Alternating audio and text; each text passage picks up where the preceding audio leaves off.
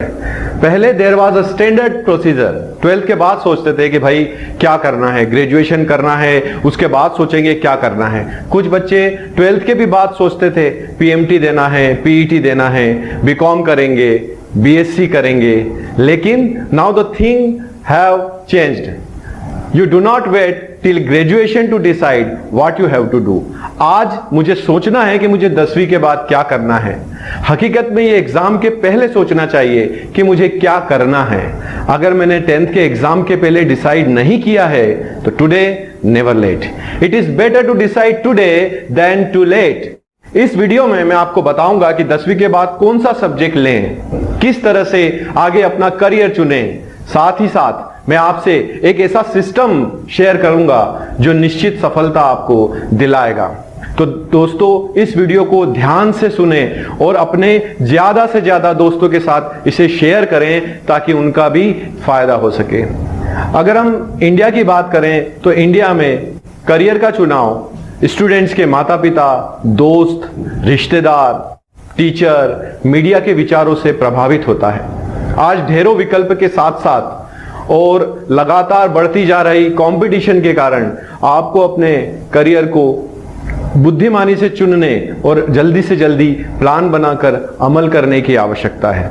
देखिए, विडंबना है कि जब हम एक मोबाइल खरीदते हैं तो उसका पूरा रिसर्च करते हैं, लेकिन जहां बात एजुकेशन की आती है, चाहे वो स्कूल एजुकेशन की हो या क्लास एजुकेशन की हो, हम उसमें पर्याप्त रिसर्च नहीं करते हैं। तो ये मेरा वीडियो आपको इस तरफ भी थोड़ा सा अवेयर कराएगा। अगर हम स्कूल लेवल पर इंडियन एजुकेशन सिस्टम को देखें तो इंडियन एजुकेशन सिस्टम में 4 मेन सब्जेक्ट हैं जिसके आधार पर, जिसके बेसिस पर बच्चे अपना करियर डिसाइड करते हैं। पहला साइंस विथ मैथ्स, दूसरा साइंस विथ बायो, तीसरा कॉमर्स है और चौथा होता है आर्ट्स एंड ह्यूमैनिटीज।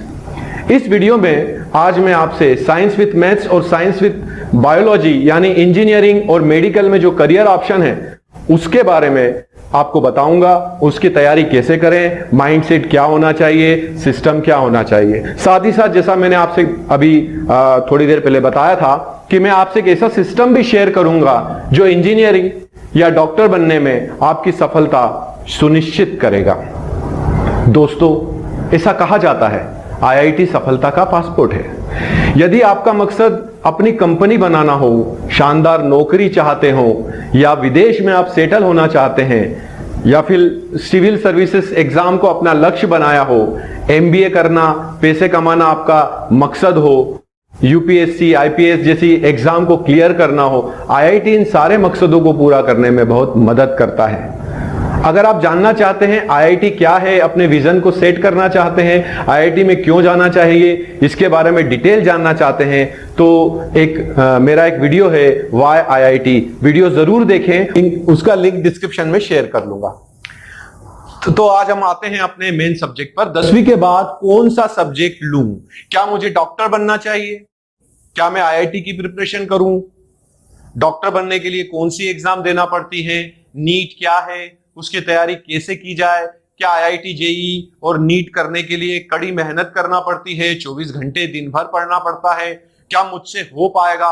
इन तमाम प्रश्नों के समाधान के लिए ये एक बहुत अच्छा आपके सामने अवसर है। पहले बात करते हैं हम आईआईटी की। आईआईटी के लिए स्टूडेंट्स को एक एग्जाम देना होती है जिसका नाम है आईआईटी जेईई। ये एग्जाम दोस्तों 2 स्टेप्स में होती है। पहले आईआईटी मेंस होती है। मेंस में फिजिक्स, केमिस्ट्री और मैथमेटिक्स 3 सब्जेक्ट होते हैं और तीनों के 25 क्वेश्चंस आते हैं। अभी 2 साल पहले तक इसमें 30 क्वेश्चंस आते थे, अब इसमें चेंजेस आए हैं। 25 क्वेश्चन ईच सब्जेक्ट से इसमें आते हैं। टोटल 75 क्वेश्चंस होते हैं और पेपर का टाइमिंग होता है 3 घंटे। इसमें जो जनरल मार्किंग स्कीम है वो है +4 -1, यानी अगर स्टूडेंट सही क्वेश्चन का जवाब देता है तो उसको +4 मिलते हैं और गलत आंसर देने पर उसके 1 मार्क उसमें से डिडक्ट हो जाता है। जो स्टूडेंट मेंस क्लियर कर लेता है फिर वह एडवांस देता है। एडवांस की एक शर्त और है कि 12th में उसके 75% मिनिमम मार्क्स होने चाहिए। 75% हम इस तरह से बोल रहे हैं, वास्तव में जो शर्त है वो टॉप 20 परसेंटाइल में स्टूडेंट को होना चाहिए। इसलिए अगर हम अलग अलग बोर्ड्स के हिसाब से देखें तो ऑन एन एवरेज जनरल हम बोल सकते हैं 75% के आसपास उसका होना चाहिए। मान लीजिए किसी स्टूडेंट ने मेंस एग्जाम तो क्लियर कर ली लेकिन एडवांस क्लियर नहीं हो पाया, तो on the basis of his performance in JEE mains उसे आईआईटी के अलावा जो दूसरे कॉलेजेस हैं जैसे एनआईटीज हैं और दूसरे जो प्राइवेट कॉलेजेस हैं उसमें प्रवेश के लिए मेंस के जो मार्क्स है उसको कंसीडर करते हैं। डॉक्टर की बात करें दोस्तों तो इसके लिए जो एग्जाम होती है, जो मेन एग्जाम है, वैसे इसमें नीट होती है, एम्स होती हैं, लेकिन अब सारी एग्जाम आने वाले कुछ सालों में सिर्फ एक ही एग्जाम, जहां तक मुझे जो अभी तक इंफॉर्मेशन मिली है, एक ही एग्जाम होने वाली है आगे जाकर। तो उस एग्जाम का नाम है NEET, नीट। नीट यानी national eligibility cum entrance test. उन छात्रों के लिए एक ऐसी परीक्षा है जो एमबीबीएस और डेंटल कोर्स बीडीएस की पढ़ाई करना चाहते हैं, तो उनके लिए नेशनल टेस्टिंग एजेंसी यानी कि एनटीए इस एग्जाम को संचालित करता है। इसमें सफल होकर विद्यार्थी सरकारी या निजी दोनों मेडिकल कॉलेज और डेंटल कॉलेज में एमबीबीएस या बीडीएस की पढ़ाई करते हैं। इसमें फिजिक्स, केमिस्ट्री, बॉटनी और जूलॉजी से प्रश्न पूछे जाते हैं। प्रत्येक सेक्शन से 45 क्वेश्चंस आते हैं। टोटल 180 क्वेश्चंस होते हैं जो 72 मार्क्स के पूछे जाते हैं। एक करेक्ट आंसर पर +4 और हर गलत उत्तर के लिए एक अंक काटा जाता है। यदि उम्मीदवार ने प्रश्न का प्रयास नहीं किया है तो कोई अंक नहीं काटा जाता है। इसके लिए टाइम टोटल है 3 घंटा। नीट का सिलेबस वही होता है जो आपने क्लास 11-12 में पढ़ा होता है। गवर्नमेंट कॉलेज में प्रवेश के लिए हम अगर ये पूछें कि जनरल कैटेगरी वाले बच्चे का टारगेट क्या होना चाहिए, तो मैं आपसे ये बोलूंगा, अगर आप जनरल कैटेगरी को बिलोंग करते हैं और आप गवर्नमेंट कॉलेज का सपना देख रहे हैं, तो आप मान के चलिए आपको 500+ 520 530 के आसपास का टारगेट अपने दिमाग में लेकर चलना चाहिए। उसके अकॉर्डिंग आपको अपनी पढ़ाई करना चाहिए। तो दोस्तों ये बात हुई IIT JEE और नीट की, लेकिन जैसा मैंने आपसे प्रॉमिस किया था कि मैं आपसे एक ऐसा सिस्टम शेयर करने वाला हूं जो आपको ये बताएगा कि इन दोनों एग्जाम्स को, अगर आप बायो के स्टूडेंट हैं तो नीट को कैसे क्लियर करें, और अगर आप मैथ्स के स्टूडेंट हैं तो जेई मेंस और एडवांस को कैसे क्लियर करें।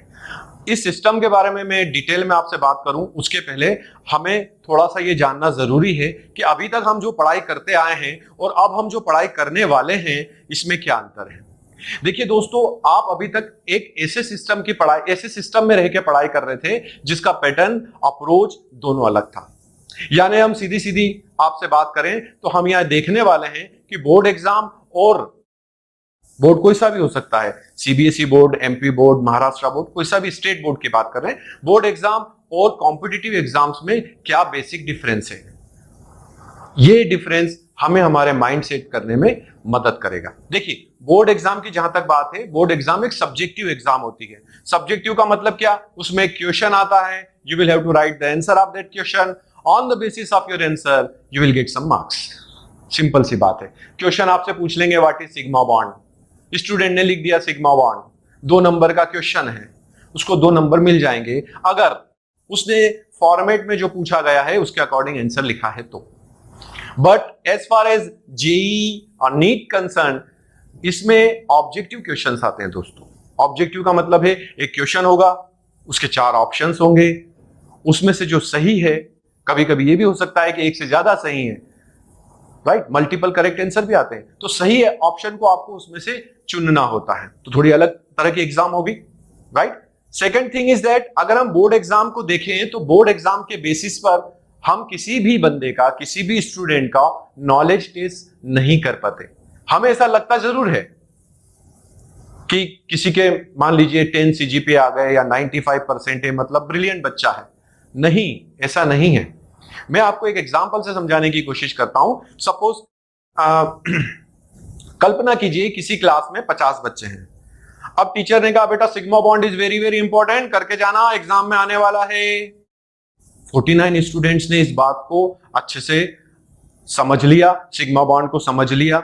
एक स्टूडेंट ऐसा है, हर क्लास में होते ही, हर तरह के बच्चे होते हैं, कुछ ऐसे भी होते हैं जो थोड़े से देर से रिएक्ट करते हैं। तो एक बच्चा ऐसा है जिसको समझ में ही नहीं आ रहा है सिग्मा बॉन्ड क्या होता है। उसने सारी प्रयास कर लिए, सब कोशिश कर ली, लेकिन उसे समझ में नहीं आ रहा है कि इसकी प्रिपरेशन कैसे करना है, तो उसके पास क्या ऑप्शन है? उसके पास एक ही ऑप्शन है, क्योंकि उसके टीचर ने कहा है कि it is very very important और एग्जाम में 100% आने वाला है। तो उसके पास जो ऑप्शन है वो यही है, वो उस क्वेश्चन के आंसर को रट लेगा। देखिए स्कूल एग्जाम में सब रटते हैं। अगर कोई कहे कि मैंने अपने स्कूल के एग्जाम में कभी नहीं रटा, तो मैं तो यही कहूंगा कि वो झूठ बोल रहा है। सब रटते हैं, हमने रटा है, आपने रटा है, हमारे पेरेंट्स ने भी रटा होगा अगर हम उनसे पूछेंगे तो, राइट। दूसरे दिन एग्जाम में क्वेश्चन आ गया, सबने आंसर लिखा, वो जो 50वां बच्चा था उसने भी लिखा, सबको एक जैसे नंबर मिले। तो मुझे बताइए क्या नॉलेज टेस्ट हुआ? नहीं, नॉलेज टेस्ट नहीं हुआ। यहां पर मेमोरी टेस्ट हुई, यहां पर प्रेजेंटेशन स्किल टेस्ट हुई, राइटिंग स्किल टेस्ट हुई, इसने किस तरह से लिखा है। वास्तव में बोर्ड एग्जाम में जो मार्क्स मिलते हैं वो इस बात के नहीं मिलते हैं कि आपको कितना नॉलेज है, वो इस बात के मिलते हैं कि वो नॉलेज कॉपी में दिख रहा है या नहीं। ये एक बहुत महत्वपूर्ण बात है। कारण है बोर्ड एग्जाम का जो एक पूरा सेटअप है वो इस तरह से होता है कि मैक्सिमम बच्चों को पास करो, अपनी तरफ से वो पूरा प्रयास करते हैं। आप देखिए ना, छोटी क्लासेस में तो बोर्ड एग्जाम में फेल ही नहीं करते, फेल करने का कॉन्सेप्ट ही नहीं है। इनफैक्ट अगर थोड़ी हायर क्लासेस की भी बात करें अलग अलग बोर्ड के हिसाब से, तो उसमें अलग अलग चीजें होती हैं, इंप्रूवमेंट एग्जाम होती हैं, सप्लीमेंट्री एग्जाम होती है, कुछ बोर्ड में मुझे पता नहीं अब होता है या नहीं, ग्रेस मार्क्स भी मिलते हैं, राइट। मतलब उनका पूरा प्रयास होता है कि बच्चा स्टूडेंट जो है वो पास हो जाए। लेकिन क्या आपने कभी सुना जेई में सप्लीमेंट्री आई? जेई में उन्हें एक्सीलेंट बच्चे चाहिए होते हैं। यह बहुत बड़ा एक डिफरेंस है। अगर हम बोर्ड एग्जाम की बात करें तो यहां पर सिंपली आपके कॉन्सेप्ट को चेक करते हैं, पूरा फोकस जो होता है वो सिंपल कॉन्सेप्ट पर होता है। आप उस कॉन्सेप्ट को अच्छे से लिख दीजिए। अगर न्यूमेरिकल भी आते हैं तो बिल्कुल बेसिक लेवल के न्यूमेरिकल आते हैं जिसमें वैल्यू पुटअप की और आपका आंसर जनरली आ जाए, राइट। लेकिन अगर हम जेईई या नीट की बात करें तो वहां पर एप्लीकेशन बेस्ड क्वेश्चन आते हैं। वहां ऐसा क्वेश्चन कभी नहीं आएगा व्हाट इज सिग्मा बॉन्ड। वहां होगा आपको कोई स्ट्रक्चर दे देंगे और आपसे पूछ लेंगे how many sigma bonds are present in following structure, इसमें कितने सिग्मा बॉन्ड हैं कैलकुलेट करके बताइए। अगर मैंने उसको याद किया होगा तो मैं ये एप्लीकेशन लेवल का क्वेश्चन नहीं कर पाऊंगा। मैंने एक सिंपल सा एग्जांपल देके आपको ये समझाने की कोशिश की है, राइट। ठीक है, तो ये जो तीन मैंने आपको अंतर बताए हैं, इसमें अब चौथा जो अंतर आता है वो ये है कि there isn't any negative marking in board examination. Board exam में आपने जो लिखा है उसके मार्क्स मिलेंगे, नहीं लिखा है नहीं मिलेंगे, गलत लिखा है तो भी नहीं मिलेंगे। ऐसा नहीं होता कि आपने कोई आंसर गलत लिख दिया तो जो मार्क्स मिले हैं उसमें से नंबर आपके कट जाएं। मतलब there isn't any type of negative marking in board examination. But JEE और नीट की अगर हम एग्जाम स्ट्रक्चर को देखें तो इसमें नेगेटिव मार्किंग होती है। सही करने पर +4 जैसा मैंने अभी थोड़ी देर पहले आपको बताया, और गलत करने पर -1 होता है। यहां एक बात और आपको थोड़ी सी ध्यान देना चाहिए, जब हम एक क्वेश्चन गलत करते हैं तो हमारा 1 नंबर का नुकसान हमें दिखता है, लेकिन वास्तव में हम दूसरे बच्चों से 5 नंबर पीछे हो जाते हैं। Hello, this is very important thing because this exam is relative exam. JEE और नीट एग्जाम जो होती है एक रिलेटिव एग्जाम है। रिलेटिव का क्या मतलब? बोर्ड एग्जाम एब्सोल्यूट मार्क्स देखे जाते हैं। एब्सोल्यूट मार्क्स का मतलब, अब मुझे बताएं पूरे इंडिया में 10 सीजीपीए वाले या 9 सीजीपीए वाले कितने स्टूडेंट्स हैं? बहुत सारे हैं, जिनका आपस में कोई कंपैरिजन नहीं है। जेई की बात करें, मुझे बताइए पूरे इंडिया में 1 रैंक AIR 1 कितनों की आती है? सिर्फ 1 की।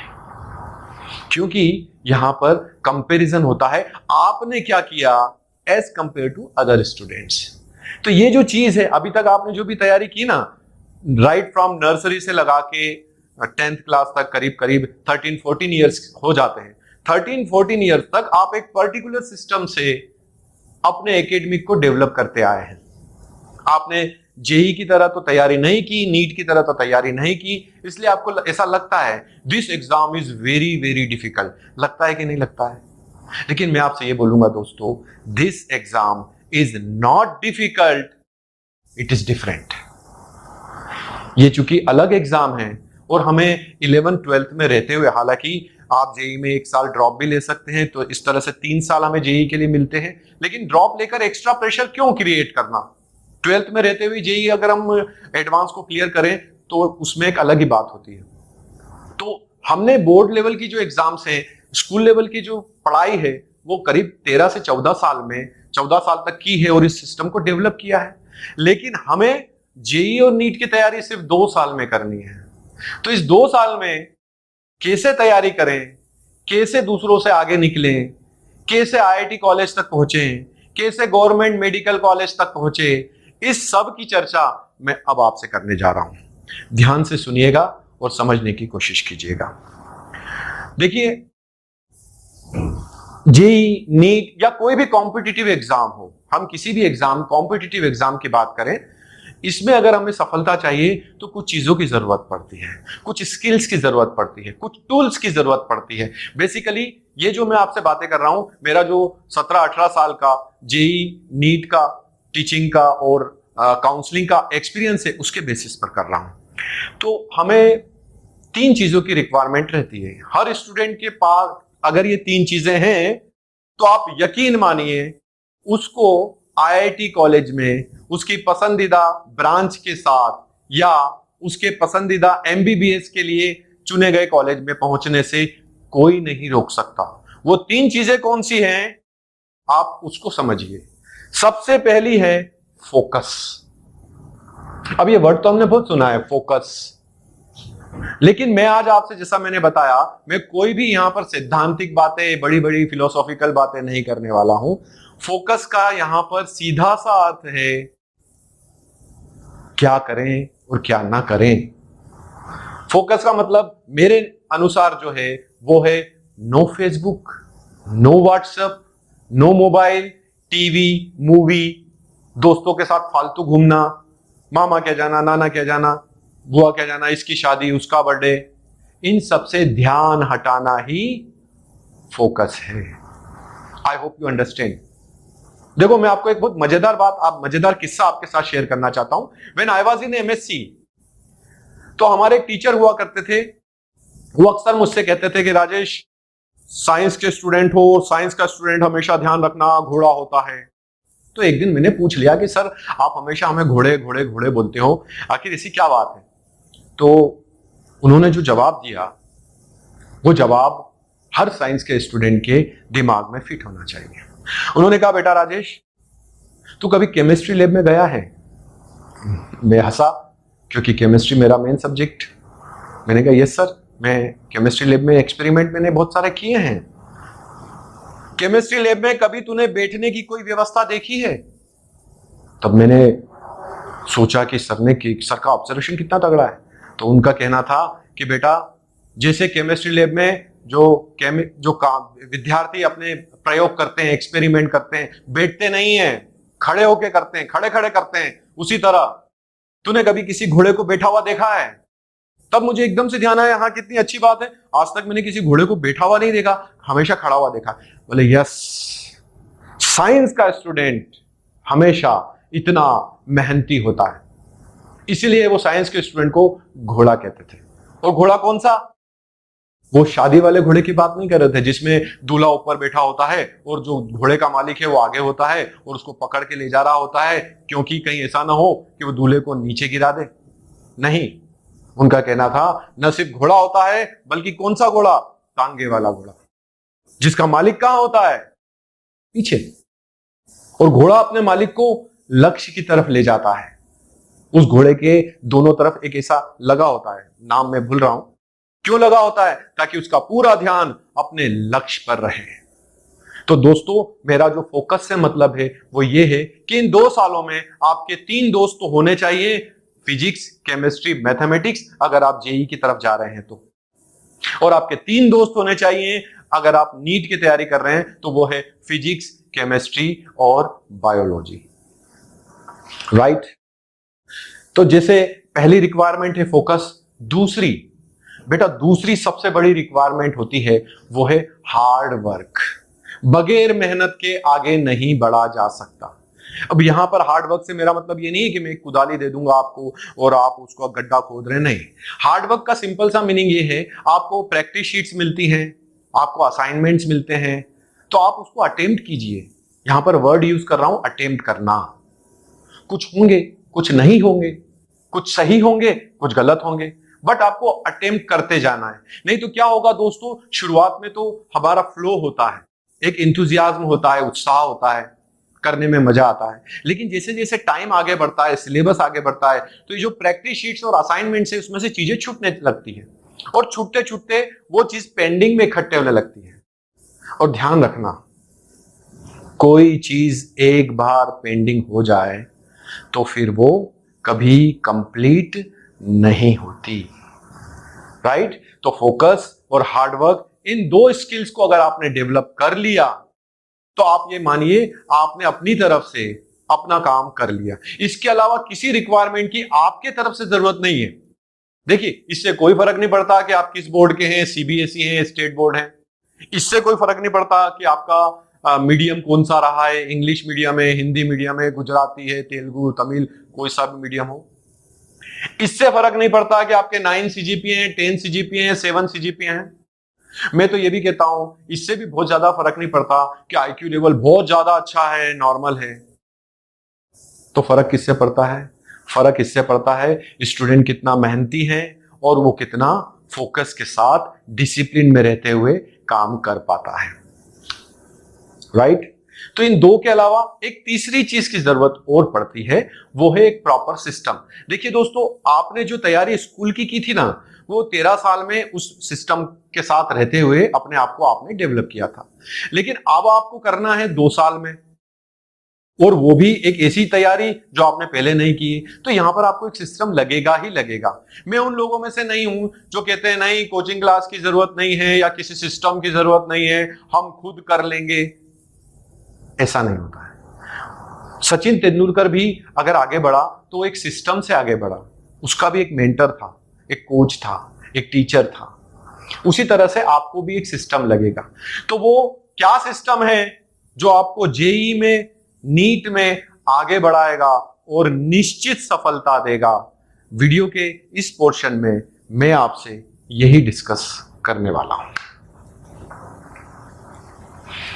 देखिए, हम बात कर रहे हैं नीट और जेईई एग्जाम्स की। इट डजंट मीन कि आप दूसरी एग्जाम में ये सारे जो प्रिंसिपल्स हैं, ये सारा जो एक्सपीरियंस मुझे मिला है, इसमें कही गई बातें हैं, लागू नहीं होती। आप किसी भी एग्जाम की तैयारी करें, ये जो बातें मैंने आपसे शेयर की हैं, ये सब पर लागू होती हैं। लेकिन चूंकि मैं जेईई और नीट के बच्चों के बीच में रहता हूं, टीचर्स के बीच में रहता हूं, सिस्टम के साथ रहता हूं, इसलिए मैं इसकी बात ज्यादा आपसे कर रहा हूं, राइट। एग्जाम में अगर हम देखें, नीट या जेईई की बात करें, तो नीट या जेईई जैसी एग्जाम में 2 तरह के क्वेश्चंस होते हैं। पहले क्वेश्चन होते हैं मेमोरी बेस्ड। इसमें बेसिकली या कुछ वैल्यूज अगर आपको पता है, क्वेश्चन है उस वैल्यू पर आधारित है, आपने उसमें वैल्यू पुटअप की और आपका आंसर आ जाता है। दूसरे होते हैं एप्लीकेशन बेस्ड। एप्लीकेशन बेस्ड में भी सिंगल ऐसे क्वेश्चन भी होते हैं जिसमें एक ही कॉन्सेप्ट लग रहा है, एक सिंगल कॉन्सेप्ट की मदद से आप उस क्वेश्चन को सॉल्व कर लेते हैं। लेकिन इसी में दूसरा टाइप का ऐसा क्वेश्चन भी आते हैं जिसमें मल्टीपल कॉन्सेप्ट लग रहे हैं। थर्मोडायनामिक्स भी आ गया, केमिकल काइनेटिक्स भी आ गया, राइट। 2-3 कॉम्बिनेशन कहने का मतलब है उसमें मिक्स हो सकते हैं। मेमोरी बेस्ड क्वेश्चन मैक्सिमम बच्चे कर लेते हैं, सिंगल कॉन्सेप्ट वाले भी बहुत सारे बच्चों से हो जाते हैं। प्रॉब्लम आती है मल्टीपल कॉन्सेप्ट वाली। तो मैं आपसे यह बोलूंगा कि इसमें भी घबराने की जरूरत नहीं है, क्योंकि मल्टीपल कॉन्सेप्ट वाले क्वेश्चंस का नंबर बहुत ज्यादा नहीं होता है लेकिन बहुत ज्यादा नहीं होता। बेसिक ये 2 कैटेगरी में आ गए, मेमोरी बेस्ड और single concept application based question, right. और एक और बात यहां पर महत्वपूर्ण ये भी है कि हमें क्वेश्चंस तो करना है, लेकिन दिए हुए टाइम फ्रेम में करना है। अर्थात कॉन्सेप्ट भी समझ में आना चाहिए। कॉन्सेप्ट समझने के बाद जो मैंने क्वेश्चन करना शुरू किया है या किया है वो सही होना चाहिए, मतलब आपकी एक्यूरेसी होनी चाहिए। और तीसरा, मुझे चूंकि दिए हुए समय में मान लीजिए 3 घंटे हैं और जेईई के 75 क्वेश्चन हैं, तो मेरी स्पीड भी होनी चाहिए, राइट। तो 3 बातें हो गई, कॉन्सेप्ट, एक्यूरेसी और स्पीड। इसके पहले मैंने स्किल की बात की थी, फोकस और हार्डवर्क, राइट। और दूसरी बात मैंने आपसे की थी सिस्टम की। तो आपके पास एक ऐसा सिस्टम होना चाहिए जो कॉन्सेप्ट को डेवलप करे, जो एक्यूरेसी आपकी इनहेंस करे, बढ़ाए, और स्पीड को भी साथ साथ में वर्क करते हुए बढ़ाए, राइट। अब हम इसके बारे में थोड़ा सा डिस्कस कर लेते हैं। देखिए, तीन चीजें जरूर हैं, कॉन्सेप्ट है, एक्यूरेसी और स्पीड है। अब आप देखिए, एक मजेदार बात यह है कि मैक्सिमम जो बच्चे हैं वो सिर्फ कॉन्सेप्ट पर काम करते हैं। मान लीजिए फिजिक्स समझ में नहीं आ रहा, एक पर्टिकुलर टीचर के पास जाके फिजिक्स सीख लेते हैं। कोई टॉपिक में प्रॉब्लम है, यूट्यूब से वीडियो निकाल के वो टॉपिक का हम वीडियो देख लेते हैं। तो अल्टीमेटली वो काम किस पे कर रहे हैं? वो कॉन्सेप्ट पर कर रहे हैं। हाँ, उनका कॉन्सेप्ट डेवलप होगा, लेकिन on the basis of concept अगर वो जेई या नीट क्लियर करना चाहते हैं तो आई एम नॉट श्योर कि वो ऐसा कर पाएंगे। मैं तो ये भी कहता हूं कि आइंस्टीन आके आपको केमिस्ट्री पढ़ा दे, राइट। न्यूटन आपको आकर फिजिक्स पढ़ा दे, या आर डी शर्मा आके आपको मैथमेटिक्स पढ़ा रहा है, या मेंडल ने आके जेनेटिक्स पढ़ा दिया, तो जरूरी नहीं है कि आप जेई या नीट क्लियर कर लेंगे। हाँ, कॉन्सेप्ट डेवलप हो जाएगा। कॉन्सेप्ट बहुत जरूरी है, इसके बगैर आगे नहीं बढ़ सकते। हम ऐसा कह सकते हैं रेल का इंजन है कॉन्सेप्ट। बट जेई और नीट जैसी एग्जाम में कॉन्सेप्ट का जो रोल है वो 40-50% के आसपास है। रिमेनिंग बड़ा पोर्शन जो है वो होता है एक्यूरेसी और स्पीड का, राइट। तो अब मैं उस सिस्टम की बात करता हूं जिसकी मदद से कॉन्सेप्ट, एक्यूरेसी और सिस्टम तीनों चीज एक साथ डेवलप होती है। कॉन्सेप्ट, एक्यूरेसी और स्पीड, तीनों चीजों को डेवलप करने वाला एक बेहतरीन सिस्टम आईआईटी पल्स ने डेवलप किया है। अब ये आईआईटी पल्स क्या है? आईआईटी पल्स कुछ ऐसे जुनूनी लोगों का समूह है जो बच्चों पर दिन रात काम करते हैं। मैं 24 घंटे तो नहीं कहूंगा क्योंकि 8 घंटे तो सोने के लिए लगते हैं, लेकिन उनका काम होता है कि हम ऐसा क्या करें जिससे स्टूडेंट्स का फायदा हो। तो आईआईटी पल्स ने जो सिस्टम डेवलप किया है, थोड़ी सी उसकी हम चर्चा कर लेते हैं। देखो, आप ये तीन बातें दिमाग में रखना, कॉन्सेप्ट, एक्यूरेसी और स्पीड। जो भी सिस्टम इन तीनों पर बैलेंस के साथ काम करे वो सिस्टम सबसे अच्छा। आईआईटी पल्स में क्या होता है? आईआईटी पल्स में होता है सबसे पहली चीज कॉन्सेप्ट डेवलपमेंट का काम। कैसे होता है? लेक्चर से होता है। कॉन्सेप्ट लेक्चर से ही डेवलप होगा साहब, है ना। लेकिन इस लेक्चर्स की कुछ विशेषता है। विशेषता क्या है? विशेषता यह है, आईआईटी पल्स में कभी भी बच्चे को कोई क्वेश्चन करने से रोका नहीं जाता। यहां पर टीचर और स्टूडेंट का जो रिलेशन है ना, वो आप ऐसा समझिए फैमिली जैसा रिलेशन है। अगर कोई स्टूडेंट ये भी पूछ ले ना 2 × 2 = 4 कैसे हुआ सर, तो उसकी इंसल्ट नहीं होगी दोस्तों। यह आईआईटी पल्स की विशेषता है। पहली चीज यहां पर ये होती। दूसरा, जब भी सब्जेक्ट उठाते हैं तो सब्जेक्ट को बिल्कुल बेसिक लेवल से उठाते हैं। अब मान लीजिए कोई 11th में बच्चा आया तो इसका मतलब ये नहीं कि पहले उसको 9th पढ़ाएंगे, फिर 10th पढ़ाया जाएगा, फिर 11th। नहीं, इस तरह से नहीं। इसका मतलब ये है, मान लीजिए एटॉमिक स्ट्रक्चर का लेक्चर स्टार्ट हुआ तो हम ये मान के चलते हैं कि उस सामने वाले स्टूडेंट ने एटम का नाम भी पहले नहीं सुना है। ये बात है, राइट। ठीक है, क्योंकि कई बार बच्चे जो है जो प्रश्न पूछना चाहते हैं वो नहीं पूछ पाते, वो कुछ और पूछ लेते हैं। ये हम बात को जानते हैं, राइट। तो लेक्चर्स की मदद से कॉन्सेप्ट डेवलप होता है। अब यहाँ क्लासेस कौन कौन सी? ढेरों क्लासेस होती है हमारे इस सिस्टम में। आईआईटी पल्स का जो रिजल्ट प्रोड्यूसिंग सिस्टम है, इसमें ढेरों क्लासेस होती हैं। लेक्चर क्लास होती है 90 मिनट की। इस क्लास में लोअर लेवल से हायर लेवल तक के हम बोलेंगे क्रमशः। एकदम से ऐसा नहीं होता कि किसी का जो लेवल है वो 10th का है, उसको 11th का, क्रमशः धीरे धीरे उसको, जैसे मान लीजिए किसी का लेवल ये है ना, तो अब उसका लेवल ये, उसको थोड़े से ऊपर लेवल का क्वेश्चन दिया जाएगा। अब जो ऊपर लेवल का क्वेश्चन दिया जाएगा उससे नहीं बनेगा तो वो उससे फाइट करेगा। फाइट करा तो क्या हुआ, उसका जो लेवल है वो थोड़ा सा उठा, फिर थोड़ा सा और देंगे। देखिए, अभी जेई में बच्चे का जो लेवल है वो ये है, आईआईटी जेई और नीट का लेवल जो है वो ये है। बीच में बहुत बड़ी गैप है। एकदम से मैं इस लेवल पे नहीं ले जा सकता, लेकिन जो उसका लेवल है उससे थोड़े से ऊपर के क्वेश्चन दूंगा, वो उससे फाइट करेगा, लेवल डेवलप हुआ, फिर थोड़े से। इस तरह से पूरे साल भर ये काम चलता है। तो लेक्चर क्लासेस होती हैं। बहुत से बच्चे ऐसे होते हैं जिनको रिवीजन क्लासेस की जरूरत पड़ती है, तो रिवीजन क्लासेस होती है, ट्यूटोरियल क्लासेस होती है। इसमें प्रैक्टिकल लेवल की जो शीट्स हैं उनको सॉल्व करने के लिए जो एक्सपीरियंस फैकल्टीज हैं उनके साथ मिलकर बच्चे काम करते हैं। वर्कशॉप्स होते हैं, बोर्ड क्लास में कैसे हम अच्छे मार्क्स लाएं, एनसीईआरटी की तैयारी कैसे करें, स्टेट बोर्ड की तैयारी कैसे करें, इनकी क्लासेस होती हैं और अलग से इनका टेस्ट भी होता है। बीच बीच में बच्चों को मोटिवेशन की जरूरत पड़ती है, क्योंकि बेटा एबिलिटी और सक्सेस इसके बीच में आता है मोटिवेशन। कोई एबल है, कोई किसी के अंदर क्वालिटीज हैं तो वो सक्सेस हो जाएगा, ऐसा नहीं है। एबिलिटी और सक्सेस बीच में मोटिवेशन की जरूरत पड़ती ही पड़ती है, क्योंकि जब आप क्वेश्चन करने लगोगे ना तो आपके शुरुआत में क्वेश्चन अच्छे होंगे, आपका ग्राफ ऐसा ऊपर जाएगा, लेकिन बाद में कुछ समय बाद ग्राफ नीचे जाएगा। और मैं आपसे ये भी बोलता हूं, शुरुआत में ग्राफ नीचे ज्यादा जाएगा, आपको नीचे जब जाए तब अपने आप को संभालना होता है, ऊपर जाए जब तो संभालने की जरूरत ही नहीं है। तो ये मोटिवेशनल जो क्लासेस हैं ये बच्चों के साथ कम्युनिकेट करके उनके ऊपर अगर मान लीजिए किसी तरह का स्ट्रेस हो रहा है तो स्ट्रेस को कम करने में मदद करता है और बच्चे इससे बहुत उत्साहित रह पाते हैं। काउंसलिंग क्लासेस होती हैं, कई बार बच्चों की कोई दूसरी समस्याएं होती हैं, साइकोलॉजिकल समस्याएं होती हैं, है ना। कई बार बच्चे थोड़े से उदास हो जाते हैं, बाहर से जो बच्चे आते हैं अपने माता पिता से दूर हैं, फैमिली से दूर हैं, उदास हो जाते हैं, तो उनके साथ काउंसलिंग करके हम उन्हें, क्योंकि हम ही उनके पेरेंट्स हैं, हम ही उनके मेंटर हैं, है ना। फिर हमारे पेरेंट्स के साथ भी कई बार बच्चों को लेकर बातचीत होती है, राइट। तो ये हमारा पूरा क्लास सिस्टम है। तो क्लास सिस्टम जो है ये बेसिकली कॉन्सेप्ट डेवलप करता है। इसके बाद आती है जो मैं बात कर रहा था, एक्यूरेसी और स्पीड की। एक्यूरेसी और स्पीड को डेवलप करने के लिए आपको एक प्रॉपर टेस्ट सिस्टम चाहिए। मैक्सिमम क्लासेस को अगर हम देखें ना, मैं नाम नहीं लेता किसी XYZ की, हो सकता है सबका अलग अलग सिस्टम होता है, तो 21 दिन में एक बड़ी टेस्ट होती है ना। अब देखिए इसका क्या है, कुछ फायदे हैं तो कुछ नुकसान भी है।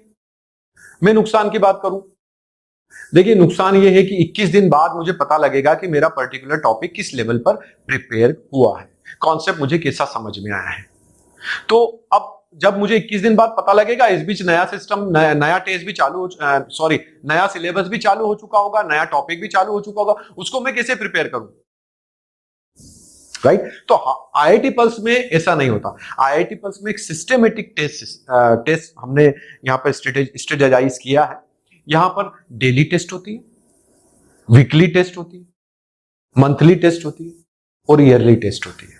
4 अलग अलग तरह की टेस्ट होती है। डेली टेस्ट का नाम है DRT, रोज एक टेस्ट देना है बच्चों को, एक स्पेशल तरह की टेस्ट जिसमें होते हैं 24 क्वेश्चंस, JEE लेवल के या नीट लेवल के, और उसको करना होते हैं 30 मिनट्स में। हेलो, 24 क्वेश्चन कॉम्पिटिटिव लेवल के 30 मिनट में, नॉट अ इजी टास्क। शुरू में नहीं बनेंगे, हो सकता है 10 ही बने, 2 ही बने, 1 ही बने, एक भी ना बने, it doesn't matter, it doesn't matter. क्यों? ये एग्जाम हमने क्यों सेट की है? DRT, इसको हम DRT बोलते हैं, डेली रैपिड टेस्ट। इसका सिर्फ और सिर्फ एक ही मकसद होता है, जो मैंने बताया थी 3 चीजें, कॉन्सेप्ट, एक्यूरेसी और स्पीड। तो एक्यूरेसी और स्पीड आपकी डेवलप होने लगे, उसके लिए DRT को हमने यहां पर सेट किया है। बहुत मेहनत का काम है हमारे लिए। रोज टेस्ट बनाओ, रोज बच्चों को दो, रोज चेक करो, रोज सॉल्यूशन पर और डाउट पर काम करो, मेहनत है। लेकिन इस मेहनत का बहुत मीठा फल भी मिलता है रिजल्ट के रूप में। जैसी टेस्ट होती है उसके बाद सॉल्यूशन मिल जाता है, बच्चे जो गलती उन्होंने की है या कॉन्सेप्ट की, एप्लीकेशन लेवल की, जो भी जिस लेवल पर गलती उन्होंने की है वो उससे क्लियर हो जाती है। और मान लीजिए फिर भी कोई दिक्कत है तो वो अपने टीचर के साथ, मेंटर के साथ बैठकर, फैकल्टी के साथ बैठकर उसको दूर कर लेता है।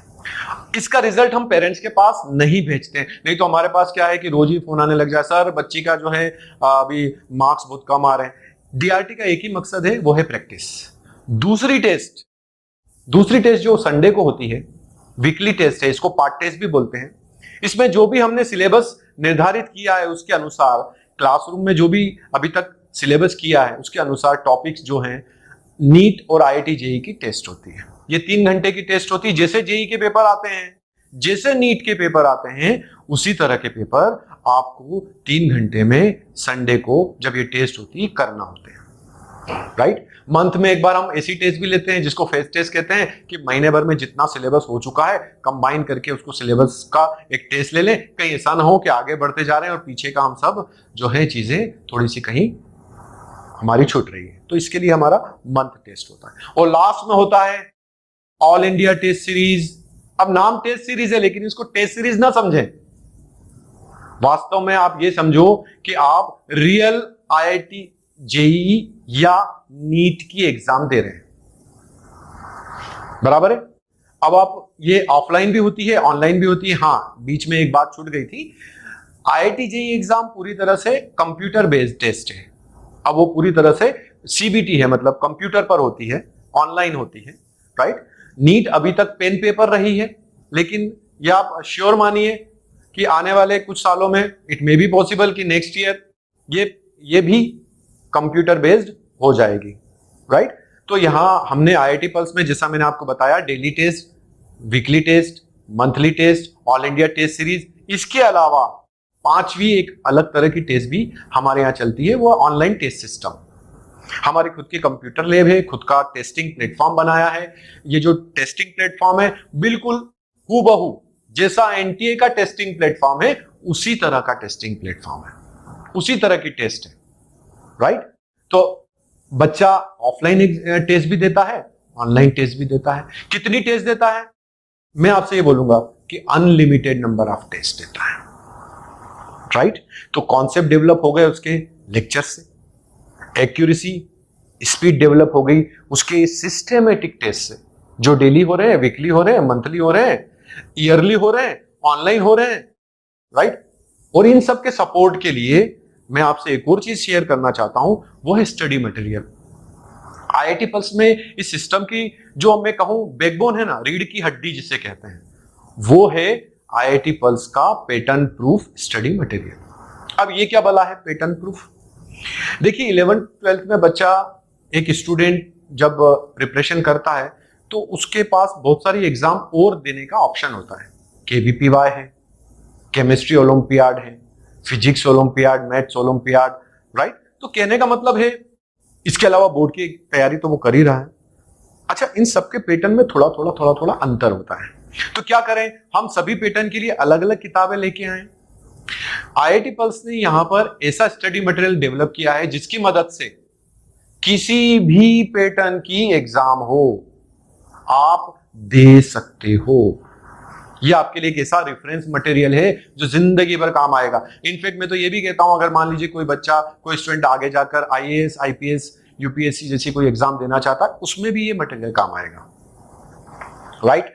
अगर स्टूडेंट इस सिस्टम को, IIT पल्स के रिजल्ट प्रोड्यूसिंग सिस्टम जिसकी मैंने डिटेल में आपसे अभी चर्चा की है, इसको फॉलो करे अपना पूरा डिसिप्लिन रखते हुए, तो ऐसा कोई कारण नहीं कि IIT Mumbai, IIT Chennai, AIIMS या गवर्नमेंट मेडिकल कॉलेज में जाने से उसे कोई रोक सके। जरूरी क्या है? जरूरी है सबसे पहले हमें अपना माइंड मेकअप करना पड़ेगा।